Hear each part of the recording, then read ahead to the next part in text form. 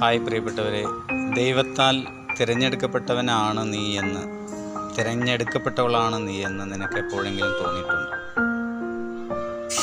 എന്നിട്ടും നിൻ്റെ ജീവിതത്തിൽ അടിക്കടി ഞെരുക്കങ്ങളും തടസ്സങ്ങളും, നീ ആഗ്രഹിക്കുന്ന പോലെ ഉയരുകയും വളരുകയും ഐശ്വര്യം പ്രാപിക്കുകയും ചെയ്യാത്തതുമായ അവസ്ഥ നിന്നിലുണ്ടോ?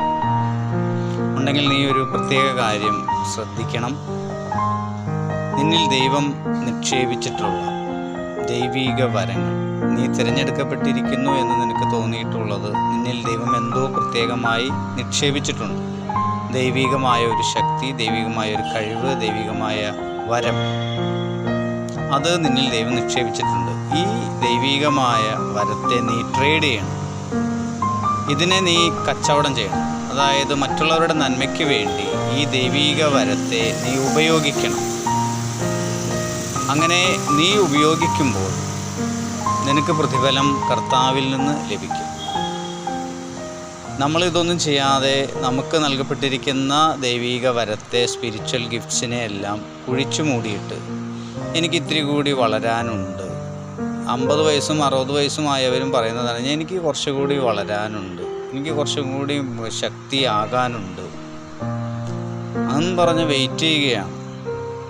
സത്യത്തിൽ ദൈവം ആഗ്രഹിക്കുന്ന അതല്ല. നിനക്ക് ഒരു ദൈവിക വരം നിന്നിലുണ്ടോ? ഒരു പക്ഷേ മറ്റുള്ളവർക്ക് വേണ്ടി പ്രാർത്ഥിക്കാനായിരിക്കും, അല്ലെങ്കിൽ നീ പ്രാർത്ഥിക്കുമ്പോൾ നിനക്ക് ദർശനവരം കിട്ടുന്നുണ്ടാകാം, അല്ലെങ്കിൽ സ്വപ്നങ്ങളിലൂടെ ദൈവം നിനക്ക് നടക്കാൻ പോകുന്ന കാര്യങ്ങൾ വെളിപ്പെടുത്തി തരുന്നുണ്ടാകാം. എന്തു തന്നെയാണെങ്കിലും ഇത് നീ മറ്റുള്ളവരുടെ നന്മയ്ക്ക് വേണ്ടി ഉപയോഗിക്കുമ്പോൾ നിൻ്റെ ജീവിതത്തിലേക്ക് ദൈവം ഒരുപാട് അനുഗ്രഹങ്ങൾ വച്ചു തരും. ആ അനുഗ്രഹങ്ങൾ നിൻ്റെ ഭൗതിക ജീവിതത്തിലേക്കും ഒഴുകിയെത്തും.